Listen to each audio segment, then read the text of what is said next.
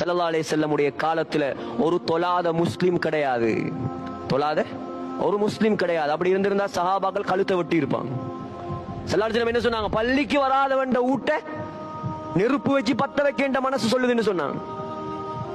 தொழாதவன் வீட்டு அல்ல, பள்ளிக்கு ஜமாத்தா வராதவனுடைய வீட்டு.